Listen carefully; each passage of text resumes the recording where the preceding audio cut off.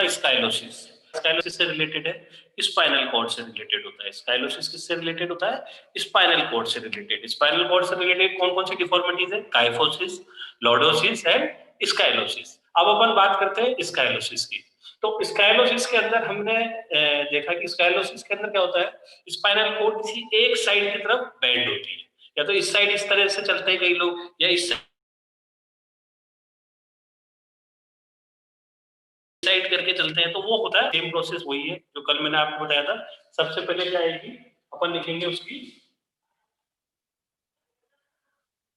Definition. ठीक है, सबसे पहले आएगी डेफिनेशन। ठीक, उसके बाद अपन लिखेंगे कॉजेज ऑफ स्काइलोसिस, फिर लिखेंगे prevention and after remedies and corrective measures. First इसके अंदर हेडिंग डाल दीजिए कॉजेज ऑफ स्काइलोसिस।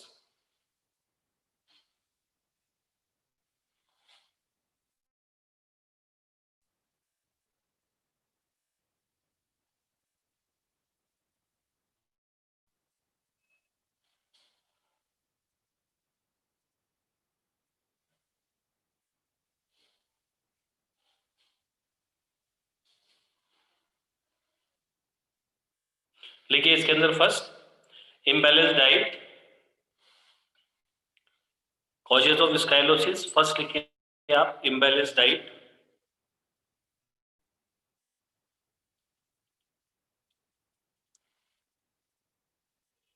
सेकंड लिखिए improper posture, sitting and standing in improper posture, sitting and standing in improper posture.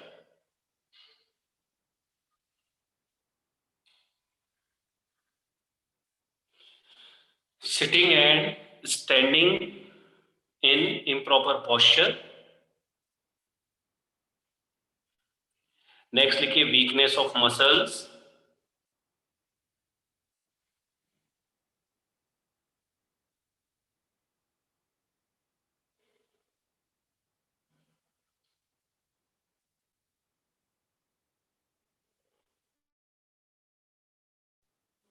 Class लीजिए bone diseases, bone diseases.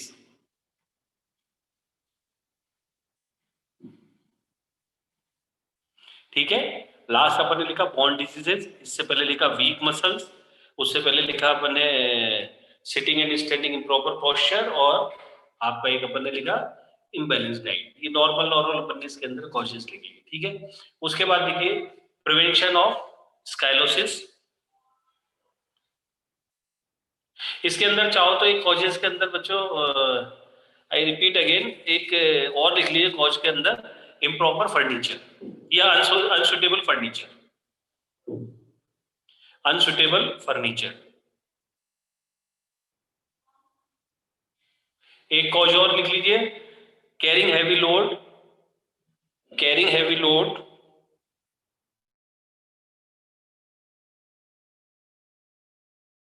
Eight one side, at a one side. ये सारे causes हैं, कोई से भी 4 या 5 कॉजेज आप उसके अंदर लिख देना। Carrying heavy load on a one side या carrying heavy load on a one shoulder. ठीक है, ये लिख लो आप, carrying heavy load at a one side. ठीक है, नेक्स्ट उसके बाद आ जाएगा prevention of scoliosis.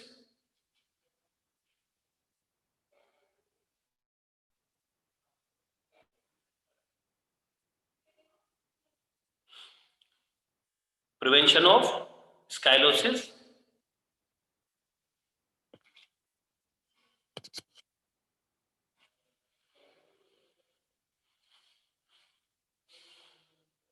Prevention of scoliosis के बाद आप लिखिए इसके अंदर remedies and corrective measures.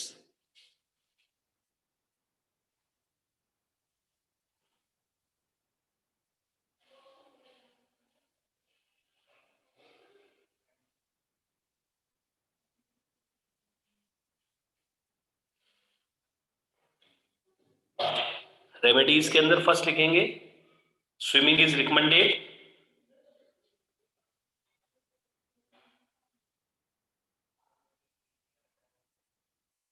Swimming is recommended. Swimming के अंदर स्पेशली लिख लो swimming is recommended specially breast stroke technique, swimming is recommended specially breast stroke technique. Second लिखिए परफॉर्म त्रिकोणासना।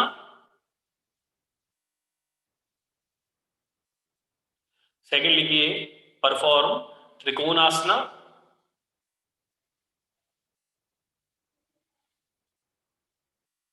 और थर्ड लिखिए वॉल बार एक्सरसाइजेस। थर्ड लिखिए wall bar exercises, WALL wall bar exercises.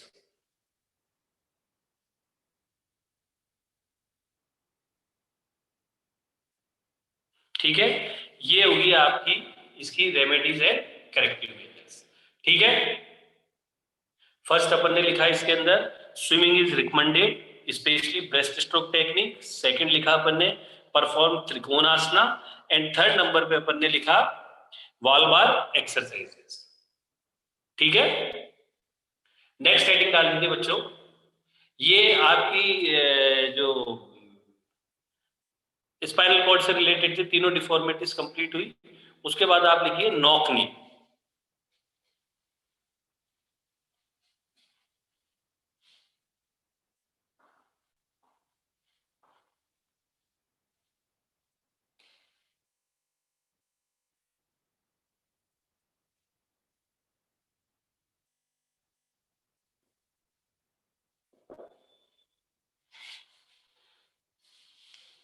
ये common postural deformities है बाकी आपके knock knee. Common postural deformities में spinal cord से रिलेटेड थी, वो अपन ने कंप्लीट कर ली।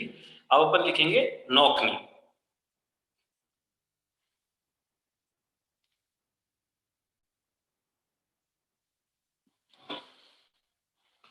अब नॉक नी के अंदर, नॉक नी क्या होते हैं बच्चों?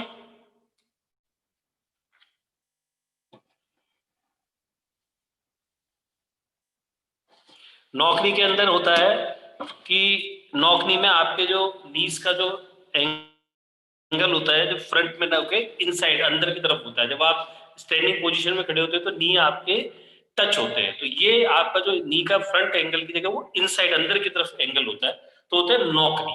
ठीक है, इनसाइड मतलब अंदर की तरफ हो आपके, इस तरह से नी की जो पोजीशन होती है ये इस तरह से अंदर की तरफ होती है, बल्कि होनी क्या चाहिए थी उनको, या बीच में होना चाहिए था, तो वो क्या हो जाती है अंदर इस तरफ इनसाइड की तरफ रहते हैं। मोस्टली बच्चों का रहता है नौकरी। नौकरी कोई ऐसी बहुत बड़ा वो डिफॉर्मिटी का पार्ट नहीं है कि नौकरी नहीं होता। नौकरी तो आप में से भी कई बच्चे ऐसे होंगे जिनके नौकरी होगा, नौकरी कोई ऐसा वो नहीं है। पर नौकरी मतलब ये जितनी भी डिफॉर्मिटीज है ऑलमोस्ट द क्योरेबल, नौकरी भी क्योरेबल है। ठीक है, आप इसके अगर इसके लिए प्रॉपर एक्सरसाइजेस कर रहे हैं, प्रॉपर इसके लिए आप मेहनत करें तो ये नौकरी को भी आप कंट्रोल कर सकते हैं। ठीक है, और होता भी है कंट्रोल, ऐसी बात नहीं। फर्स्ट लिखिए इसके अंदर कॉजेज ऑफ नौकरी।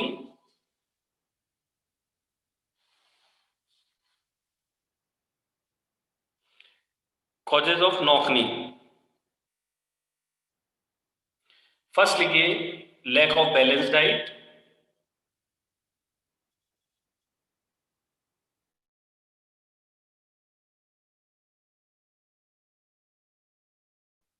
Lack of balance diet.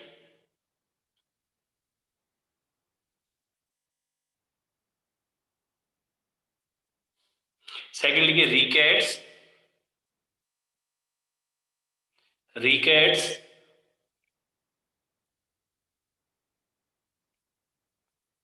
Third लिखिए ओबिसिटी, थर्ड लिखिए ओबिसिटी। फोर्थ लिखिए flat foot.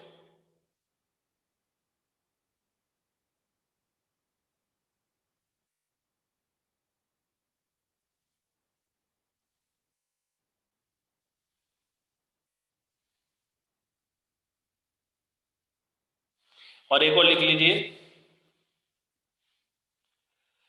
Walk at very early age, walk at very early age, walk at very early age. और उसका एक और लिख लीजिए deficiency of vitamin D, calcium and phosphorus, deficiency of vitamin D, calcium and phosphorus, ये आप note कर लीजिए। Deficiency of vitamin D, calcium and phosphorus, उससे पहले लिखिए walk at very early age, ठीक है।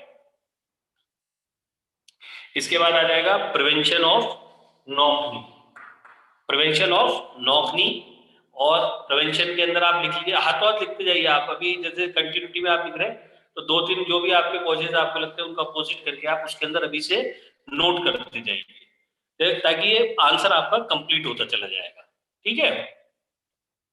उसके बाद लास्ट में लिखिए remedies and corrective measures, remedies and corrective measures.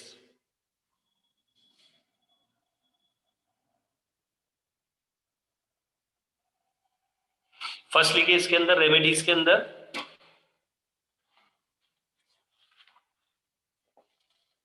Perform padmasana,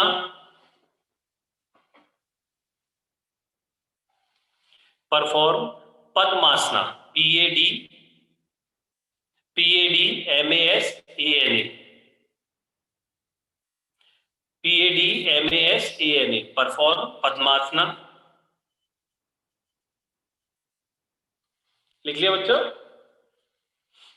second लिखिए perform gomukh asana, GOMUKH, perform gomukh asana, GOMUKHASANA, perform gomukh आसना।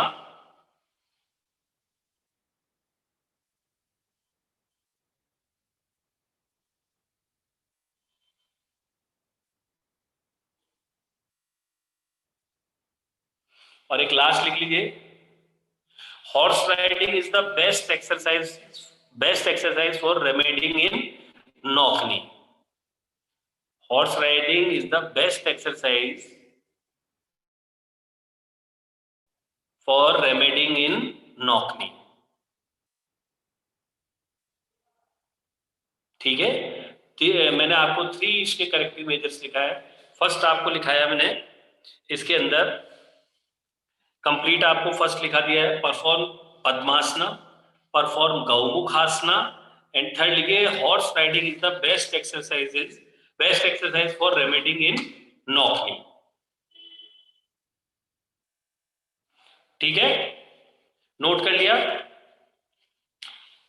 3 के 3 perform padmasana, perform gomukhasana and horse riding is the best exercises for knock knee in रेमेडिंग,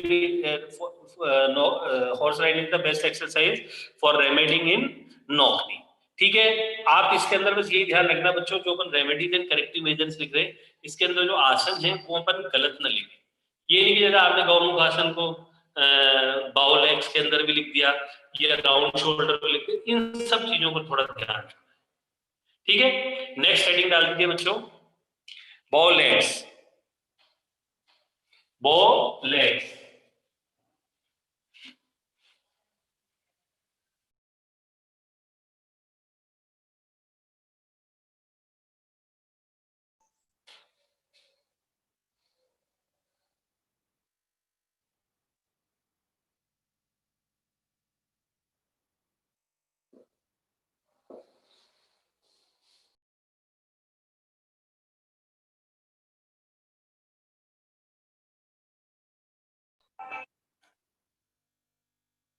next deformity name is बो legs, ठीक है।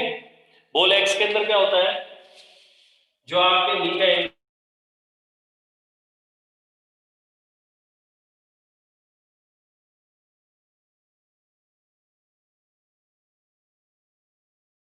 नी side में रहता है, ये ध्यान रखें, ये बाहर की तरफ रहता है एंगल जो है ना, ये एंगल जो होगा ये आउटसाइड रहता है। कई लोग होते हैं, आप देखना उसको, कई लोग जब वॉकिंग करते हैं आप देख लेना उनको, जब नी का एंगल उनके आउटसाइड ऐसे बाहर की तरफ है। वो पहले एक कॉमेडी सीरियल आता था चार्ली चैपलिन, आता था, चार्ली चैपलिन ऐसे बॉल लेग्स थे उसके, उसको ऐसे लेग्स को उसके लेग इस तरह से वो मूवमेंट करता था, वो बॉल लेग्स का मूवमेंट था, उसमें उसके नी के एंगल आउटसाइड में, चार्ली चैपलिन ऐसे चलता था।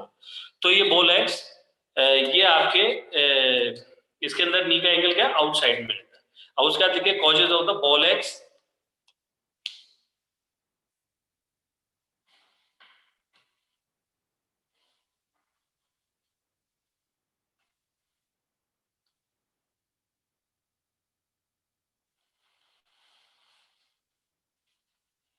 फर्स्ट लिखिए इसके अंदर deficiency of calcium and phosphorus, deficiency of calcium and phosphorus,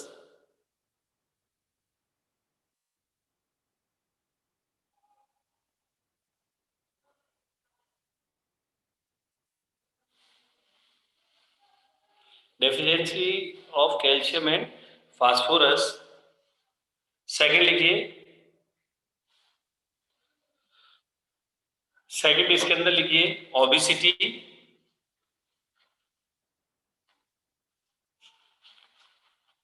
obesity लिखिए।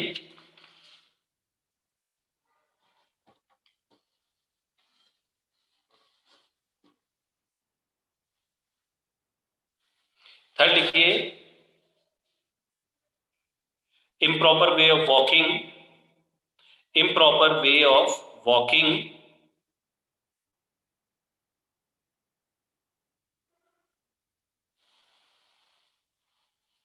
improper way of walking। एक आपका lack of balance diet,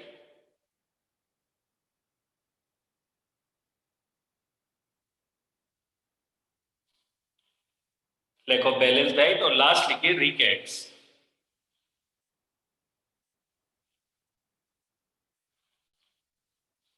last लिखिए रिकेट्स।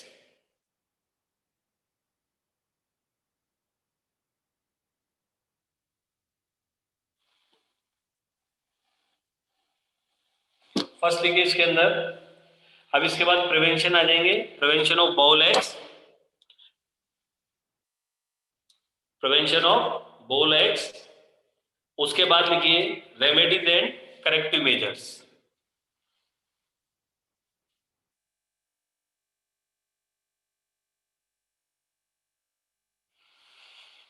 लिखिए remedies and corrective measures. First लिखिए to perform, to perform garudasana, GARUDASANA, GARUDASANA, perform garudasana, perform garudasana, GARUDASANA, perform garudasana. Second लिखिए perform ardha Chakrasana, ARDHACRASANA,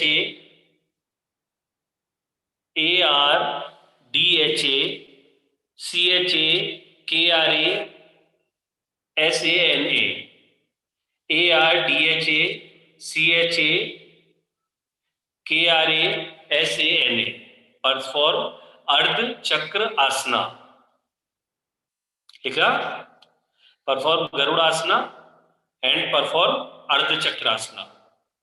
third लिखिए walk on the inner as of the feet, walk on the inner as, EDGE, walk on the inner as, EDGE, inner as of feet. मतलब आपका inner as of feet, ये जो inner as of feet होता है, outer as of feet होता है, ये एक पर्टिकुलर एक्सरसाइजेज होती है। जनरली अपन जब बच्चे जो फिजिकल ट्रेनिंग करते हैं, थोड़ा बहुत जो स्पोर्ट्स करते हैं बच्चों ने, तो उनको ये ग्राउंड के अंदर कराई जाती है। ABC एक्सरसाइज होती है, आपके जो छोटे मूवमेंट्स होते हैं, जो मतलब जिनको आप गेम्स भी यूज होते हैं, पर उनके अंदर परफेक्शन आने के लिए, आपके छोटे छोटे मसल्स को डेवलप करने के लिए ये सब एक्सरसाइज होती है। उसी का एक पार्ट होता है इनर एज ऑफ फीट, अंदर की तरफ पैर करके अपन इस तरह से लेग्स को बेंड करके तब चलते हैं, तो ये आपका इनर एज ऑफ फीट होता है। आउटर एज ऑफ फीट भी होता है इसके अंदर, ठीक है, टो अप भी होता है, हील्ड अप भी होता है। तो इस तरह से ये ABC एक्सरसाइजेस का पार्ट है। Walk on the inner as of the feet. ठीक है, ये 3 आपकी रेमेडीज है करेक्टिव मेजर से। इसके बाद नेक्स्ट हेडिंग डाल दीजिए फ्लैट फुट।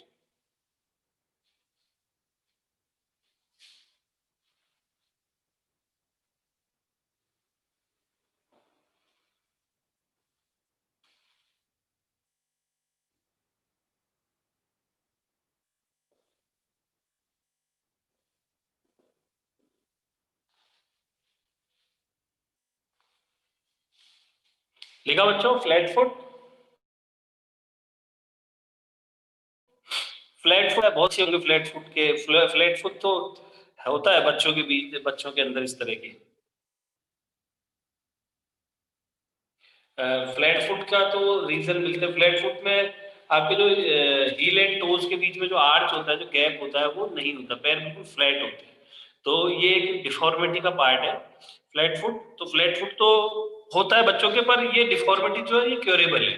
इनके अंदर अगर आप पर्टिकुलर एक्सरसाइज करेंगे तो क्योर हो जाती है। ये बच्चे बैठे हुए हैं क्लास के अंदर, आप देखिए आपके पैर तो नहीं फ्लैट फुट, आप अपने लेग्स को देखिए, फ्लैट फुट तो नहीं हो ना आप लोग?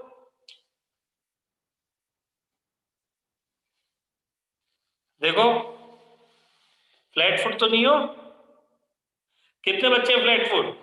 अगर इस तरह की कोई फ्लैट फुट जैसी कोई हल्की से आपको नॉर्मल ऐसी डिफॉर्मिटी लगेगी ना, तो आपको जो रेमेडीज और करेक्टिव मेजर्स इसके अंदर जो अभी आप नोट करेंगे उनको आप फॉलो करें, और आपको वो आपके जो प्रॉब्लम है वो सही ठीक भी हो जाएगी। ठीक है, लिखिए फ्लैट फुट के अंदर हील एंड टोज के बीच में जो आर्च होता है वो नहीं होता। फर्स्ट लिखिए इसके अंदर कॉजेज ऑफ फ्लैट फुट के अंदर heredity. Heredity,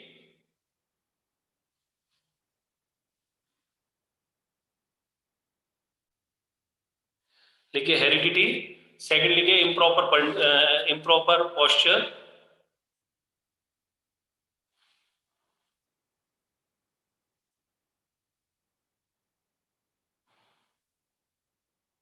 week muscles.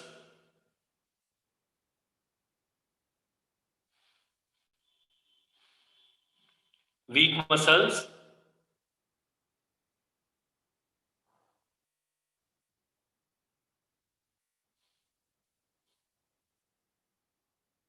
increasing in body weight, increasing in body weight,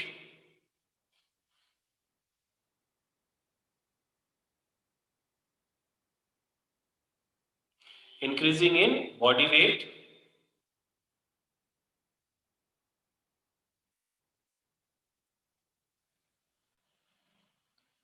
improper shoes, improper shoes। Shoes का भी इसके अंदर इफेक्ट आता है। प्रॉपर अगर शूज प्रॉपर नहीं होते तो भी ये डिफॉर्मिटीज होने की पॉसिबिलिटी रहती है। ठीक है, और एक लिखिए carrying heavy weight for a longer period. Carrying heavy weight for a longer period. Carrying heavy weight for a longer period.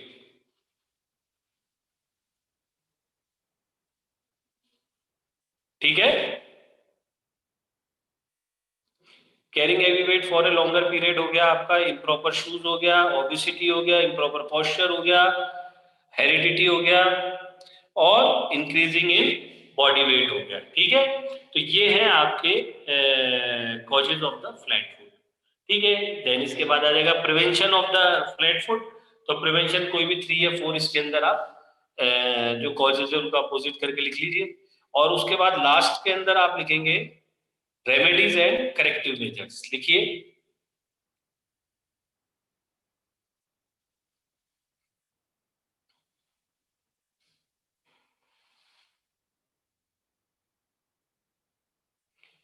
लिखिए इसके अंदर remedies and corrective measures.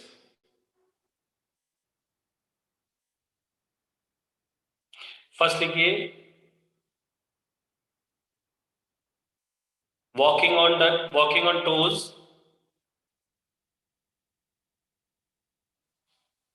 Walking on toes, to walking and walking on toes. Second लिखिए to walking on heels. To walking on toes, second लिखिए to walking on heels,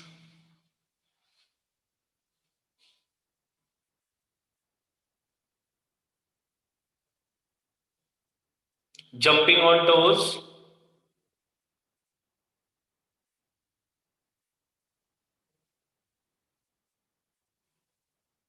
next लिखिए jumping on toes,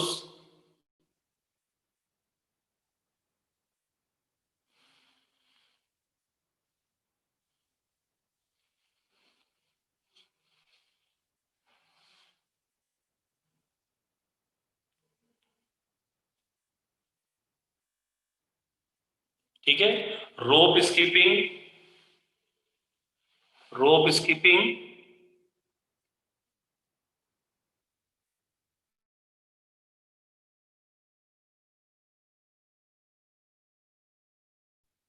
skipping, और last लिखिए perform vajrasana, perform vajrasana, VAJRAS,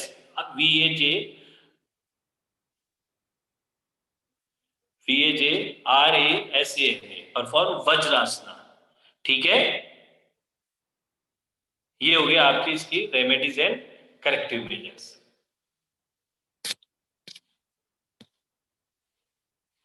ठीक है। Perform वज्रासना हो गया, रोप skipping हो गया, jumping on toes, walking on toes, walking on heels, और परफॉर्म वज्रासना, ये इसकी फ्लैट फुट की रेमेडीज है, ठीक है। नेक्स्ट हेडिंग डाल दीजिए आपके, ये आपके कंप्लीट हो गया फ्लैट फुट। और लास्ट डिफॉर्मिटी इस चैप्टर की है, जो इस चैप्टर में लास्ट है डिफॉर्मिटी, वो है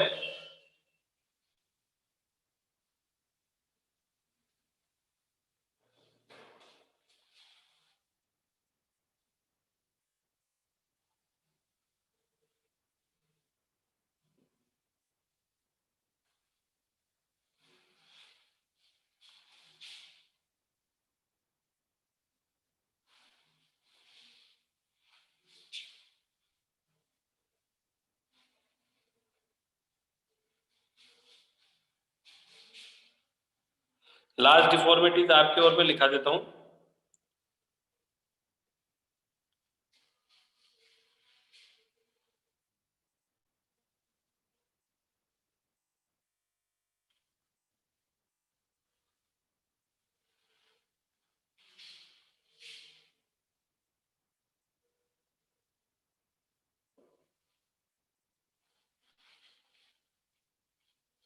राउंड शोल्डर्स लिखा आपने, राउंड शोल्डर नोट कर लीजिए, round shoulders.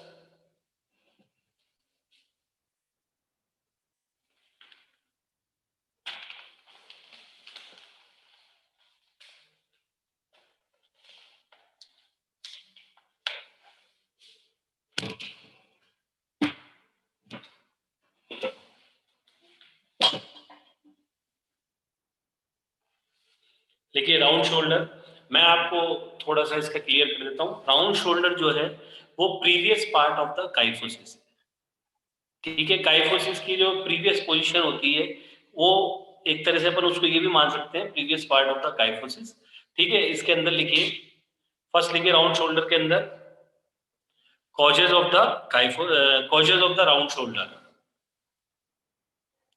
Causes of round shoulder.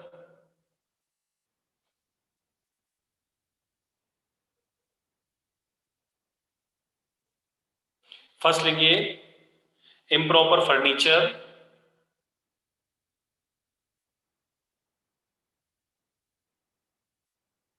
improper furniture, improper exercises,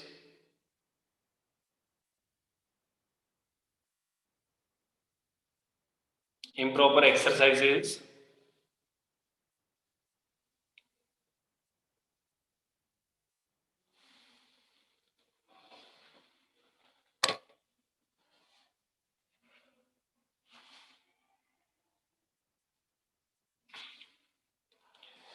third लिखिए ड्यू टू हेरिडिटी,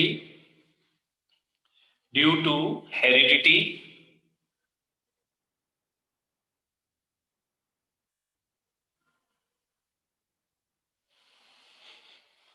ठीक है, ड्यू टू हेरिडिटी।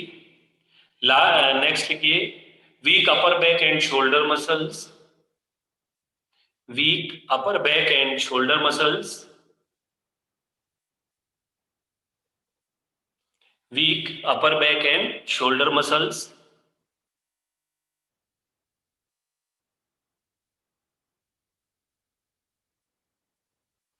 और एक और लिख लीजिए by walking sitting in belt position, by walking sitting in belt position,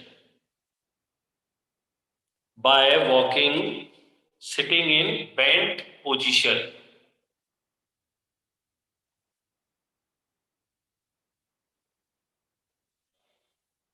लिख लिया,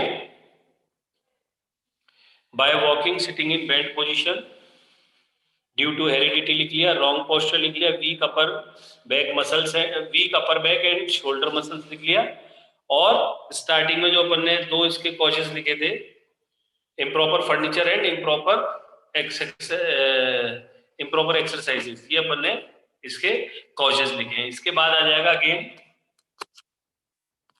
अगेन लिखिए उसके बाद prevention of round shoulder,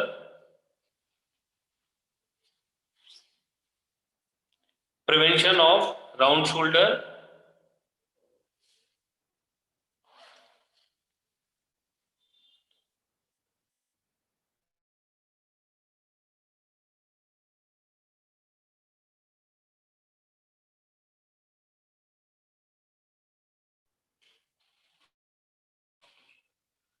first लिखिए इसके अंदर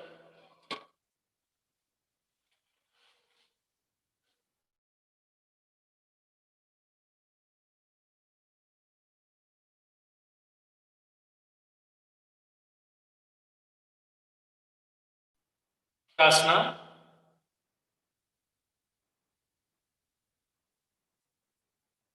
परफॉर्म चक्रासना, परफॉर्म धनुरासना,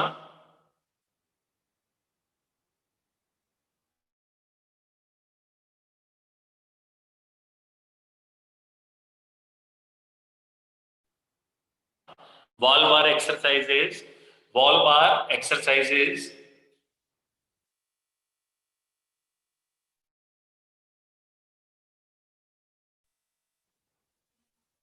और लास्ट लिख लीजिए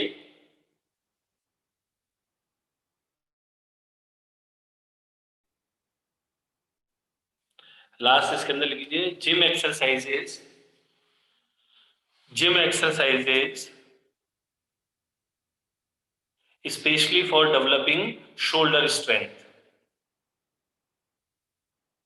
specially for develop the shoulder strength, gym exercises specially for develop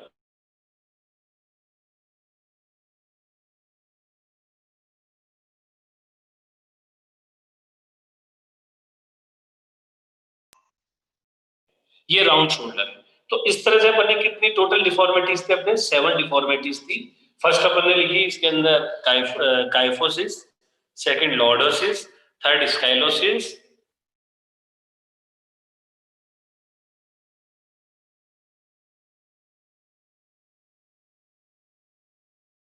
deformities मैंने आपको नोट डाउन कराई। अब इसको अपने को जब एग्जाम में भी लिखना है तो उसी तरह से लिखना। फर्स्ट नंबर पे आप लिखेंगे डेफिनेशन, सेकंड नंबर पे कॉजेस लिखेंगे 1 2 3 4 5, देन उसके बाद प्रिवेंशन 1 2 3 4 5, फिर then after remedies and corrective measures. ये बच्चों आपको एग्जाम में भी इसी तरह से लिखना है, ये नहीं कि अलग से आप इन टॉपिकों को कोई एक्सप्लेन करने के लिए, बिल्कुल आपको आंसर जो एग्जाम में आता है उसी तरह से मैंने आपको एग्जाम के लिए अकॉर्डिंग इसको नोट कराया, ठीक है। इसके बाद एक बार आपको अनम्यूट करके बता देता हूं ये कि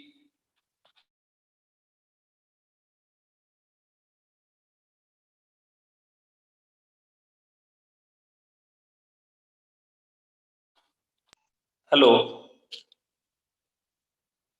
बच्चों, आ रही है आवाज, नहीं आ रही है?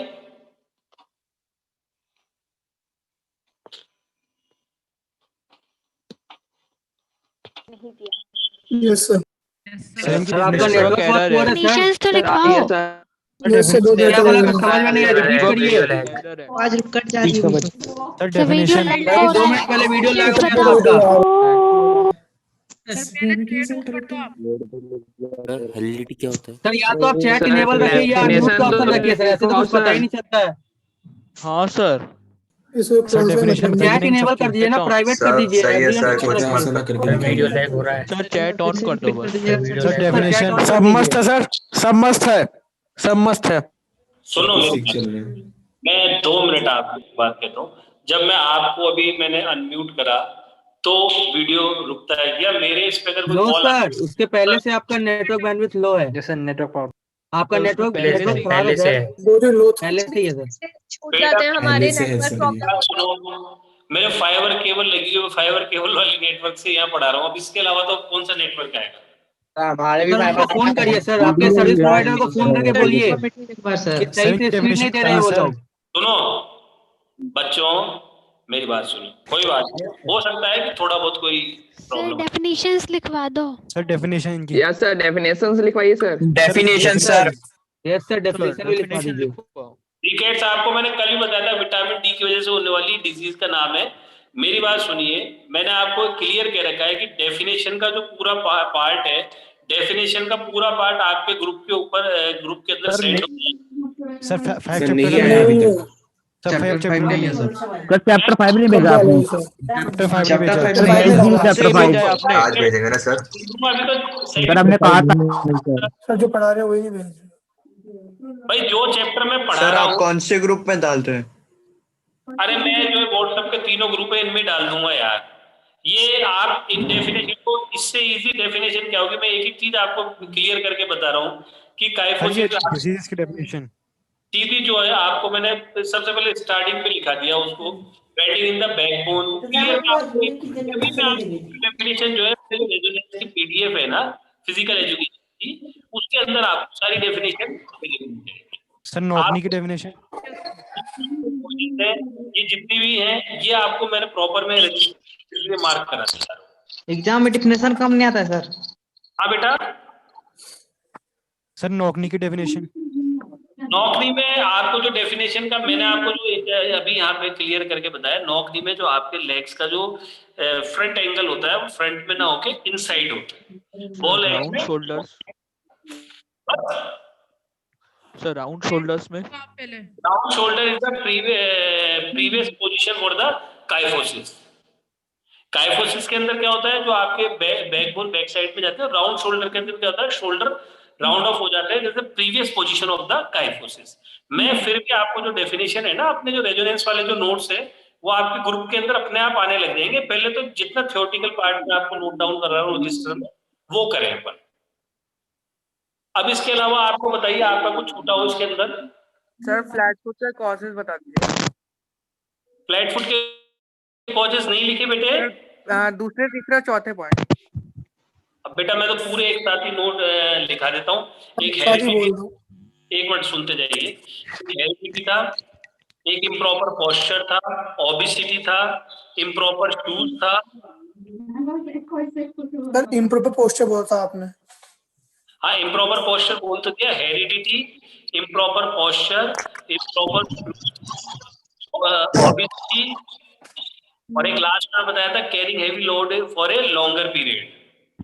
सर इम्प्रॉपर शूज भी था। साइक्लोसिस का कॉजेस बता दो।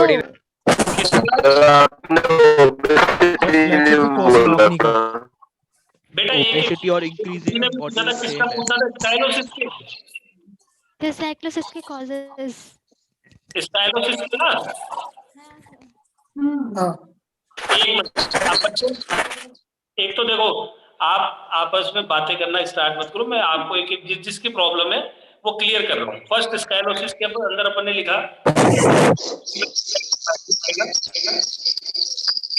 Improper posture.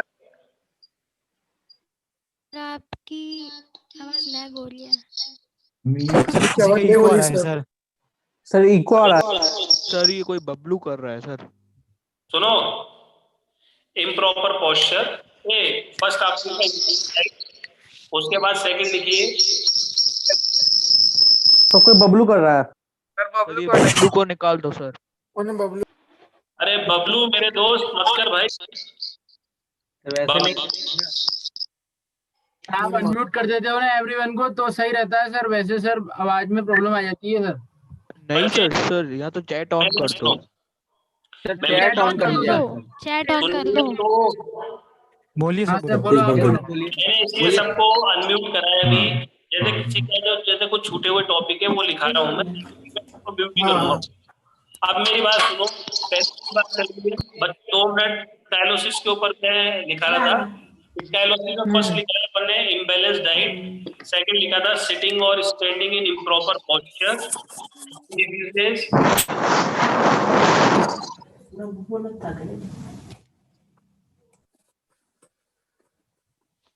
सिटिंग और standing in improper bone diseases, weak muscles. बच्ची ने जिसने पूछा था उसने लिखा नहीं लिखा?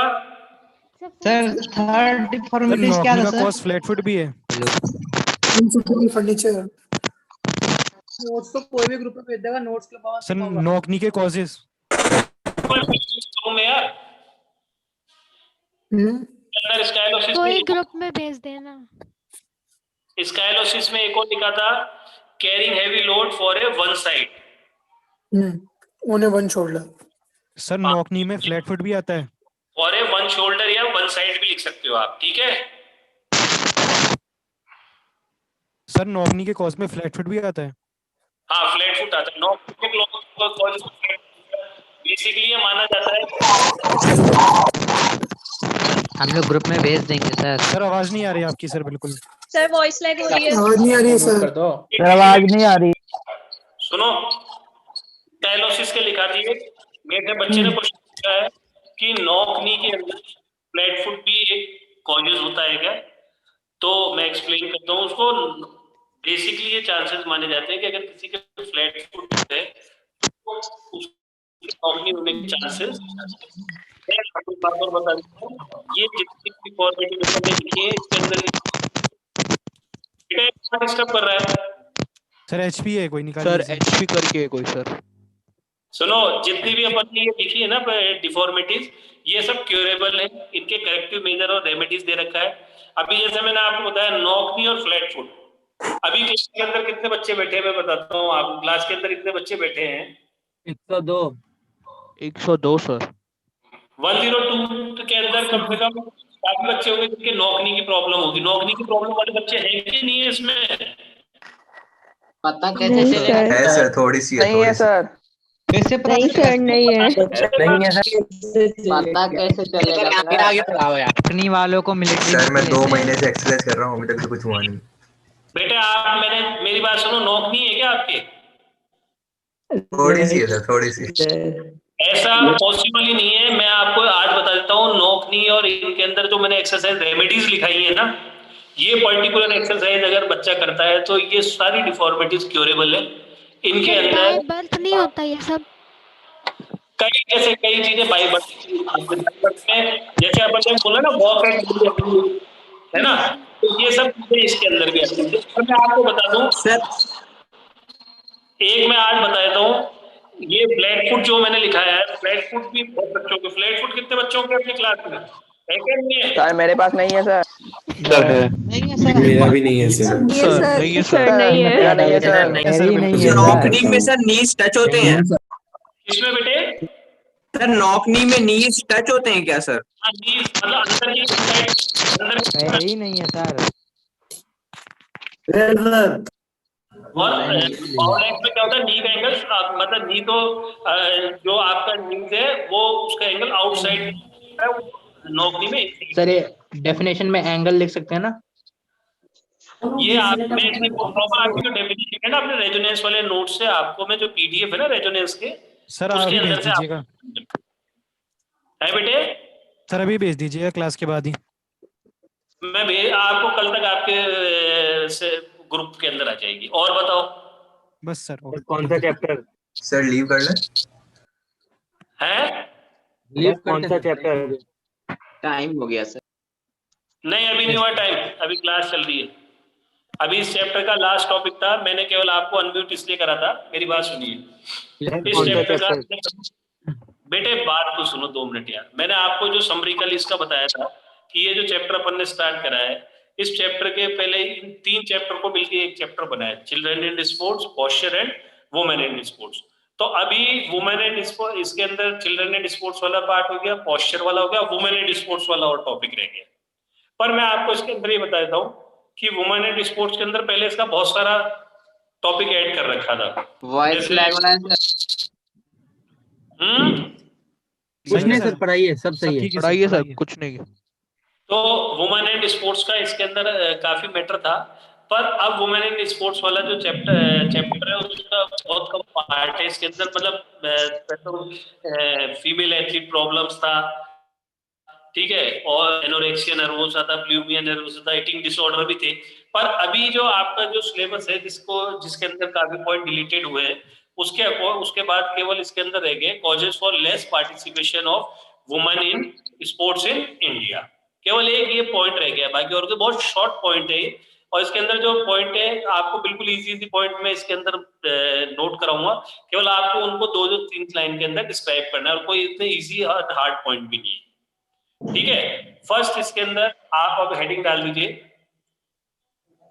Causes of less participation of women in sports in India. ये लास्ट टॉपिक है।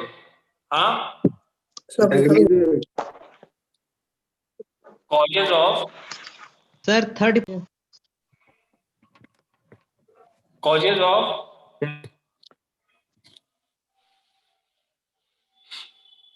causes of less participation of women in sports in India।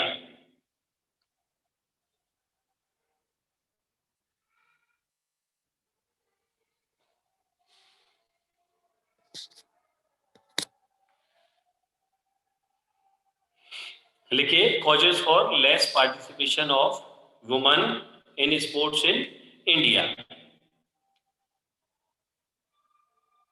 First topic लिखिए, इसके अंदर फर्स्ट पॉइंट लिखिए लैक ऑफ अवेयरनेस।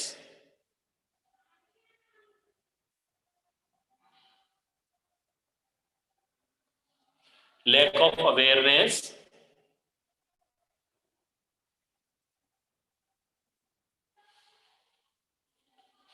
नेक्स्ट लिखिए male dominated culture in sports.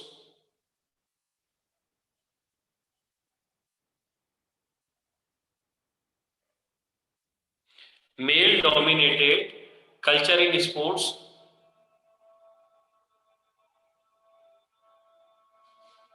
Third लिखिए lack of time.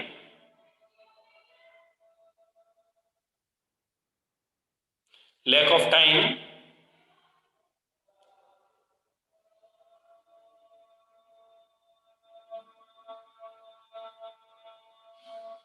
लिखा बच्चों, lack of time.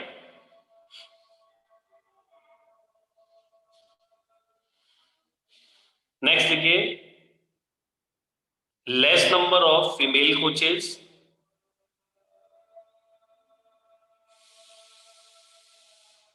Less number of female coaches.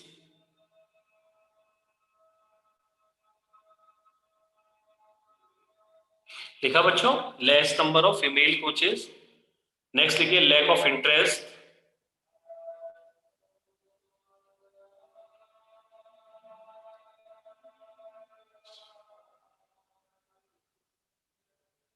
Lack of interest.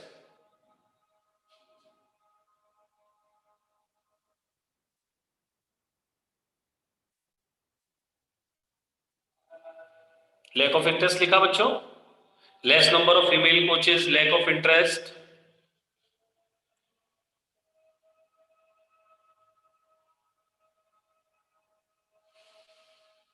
Lack of personal safety.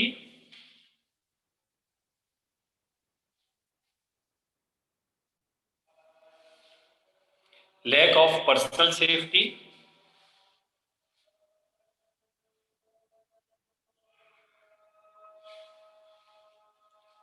लिखिए बच्चों लैक ऑफ पर्सनल सेफ्टी। और last लिखिए lack of information. Lack of information.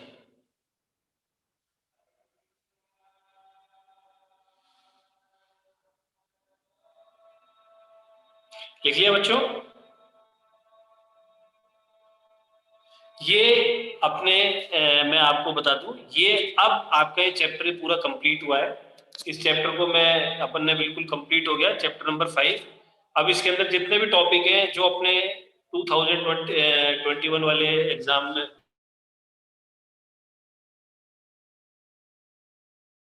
है board का, chapter का complete. ठीक है, आपका chapter number 5 children and women in sports is complete. अब इसके अलावा अगर कोई आपको इसमें कोई टॉपिक ऐसा नजर आए कि भाई जैसे आपको कोई इसमें कंफ्यूजन हो, तो आप मुझसे बाद में कॉल करके पूछ लेना। ठीक है, इसके बाद नेक्स्ट मैं आपको बता दूं, अपनी जो नेक्स्ट क्लास है, जो कल की क्लास होगी, उसके अंदर जो चैप्टर स्टार्ट होगा वो चैप्टर होगा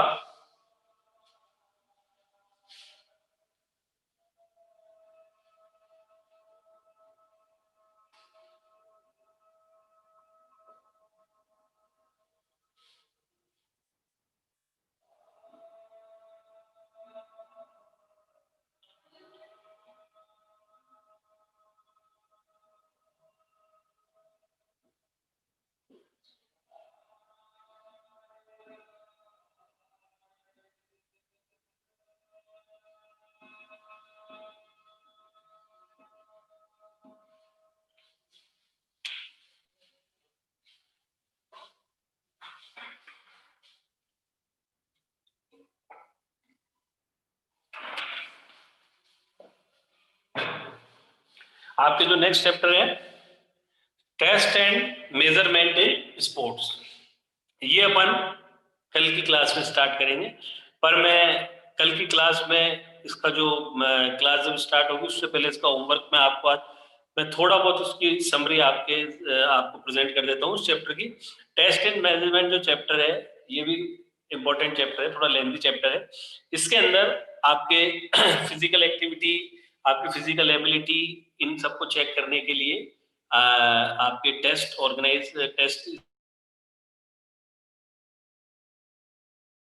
इसके अंदर बच्चे फिजिकल एक्टिविटी करा के पर्टिकुलर, और हम बच्चे की जो उसकी एबिलिटीज है उनको मेजर करते हैं, और उसके बाद हम डिसाइड करते हैं कि इस बच्चे को के अंदर कितनी कैपेसिटी, कितनी इसके अंदर फिजिकल एबिलिटीज है। ठीक है, तो इसी के अंदर जो टेस्ट है, फर्स्ट टेस्ट है आपका मोटर फिटनेस टेस्ट। इस टेस्ट एंड मेजरमेंट में जो फर्स्ट चैप्टर है वो है मोटर फिटनेस टेस्ट। तो ये मोटर फिटनेस टेस्ट जो आपका चैप्टर है, ये चैप्टर आपके जो आप प्रैक्टिकल फाइल आप बनाएंगे, आपको मैं इसलिए थोड़ा सा इसकी समरी प्रेजेंट कर रहा हूँ कि जो प्रैक्टिकल फाइल आप बनाएंगे उस प्रैक्टिकल फाइल के अंदर सबसे फर्स्ट नंबर पे जो आपको लिखना है, ये मोटर फिटनेस टेस्ट ही लिखना है। फर्स्ट नंबर पे आप जो लिखेंगे मोटर फिटनेस टेस्ट होगा। इसके अंदर टोटल 8 एक्टिविटीज है। तो इस चैप्टर को भी मैं आपको बता देता हूँ, इस चैप्टर को भी मैं उसी अकॉर्डिंग लिखाऊंगा जिस अकॉर्डिंग आपको मैंने ये पोस्चर वाला लिखा है ना, कि आपको सीधे एग्जाम में जाके इनको केवल वहां पे लिखना ही, ठीक है, अलग से कोई नहीं। हाँ, ये है कि जैसे प्रोसीजर है, अब जैसे 50 मीटर स्प्रिंट है या 600 यार्ड रन है, तो उसके अंदर ये नहीं कि आप बोलोगे सर वापस प्रोसीजर बताओ, तो ये तो आप लोगों को उसके अंदर आपको लिखना, प्रोसीजर मेरे को लिखवाना है आपको। ये नहीं कि मैं आपको बताता जाऊँ आप लिखते जाएंगे फिर मालूम पड़ा वो आप उसको लर्न ही नहीं करें। तो ये जो नॉर्मल चीज है, एक्टिविटी क्लिक करिए, आप बिल्कुल आपको क्लियर हो जाएगी एक्टिविटी ये है, तो अपने को उस एक्टिविटी के अकॉर्डिंग उसके प्रोसीजर को लिखना है।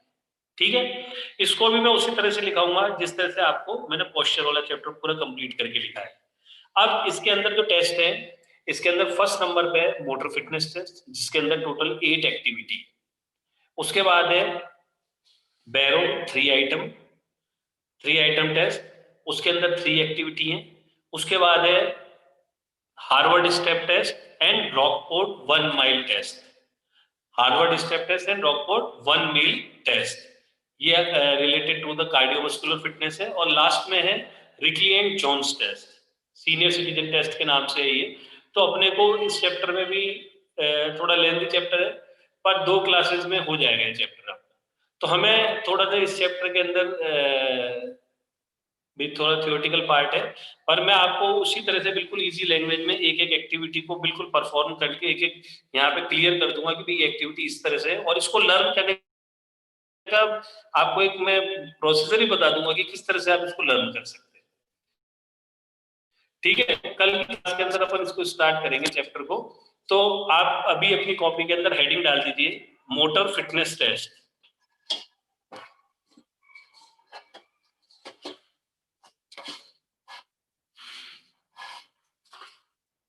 हेडिंग तो डाल दीजिए मोटर फिटनेस टेस्ट।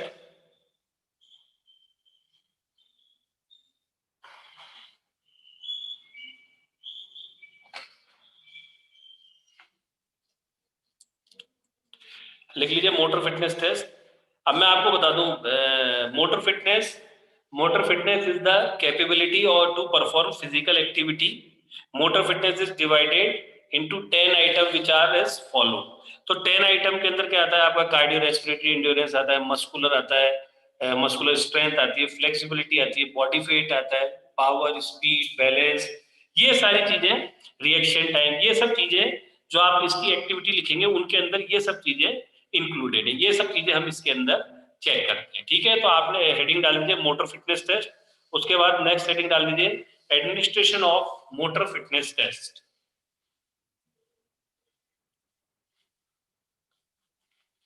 लिखिए बच्चों administration of motor fitness test.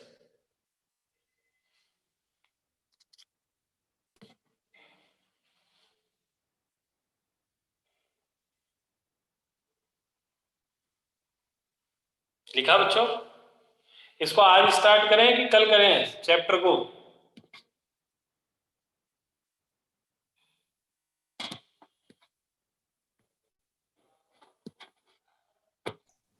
कल सर कल कर देना सर, कल। सर आज कल सर आज आज ही कर दीजिए सर।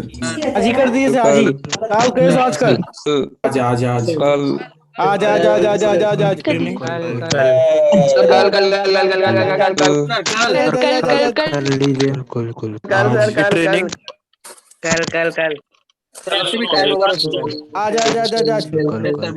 आज आज आज आज वेट ट्रेनिंग आज कर दीजिए सर। आज कर दीजिए, आज कर दीजिए सर कल कल सब परसों आज कर दो। सर वेट ट्रेनिंग आज आज के बाद sir weight training sir weight training हाँ weight training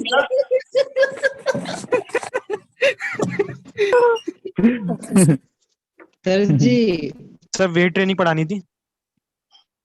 weight training 5th chapter में। हाँ सर चैप्टर में क्या पढ़ाना था? वेट ट्रेनिंग वाला पार्ट तो कब का हट गया यार। वेट ट्रेनिंग कौन किसने दिया है उसमें? किसी में दिया है क्या? सर आपने एक्सरसाइज दी थी ना लिखने के लिए, उसमें था। किस में दिया था मैंने? सर एक्सरसाइज दी थी ना आपने लिखने के लिए।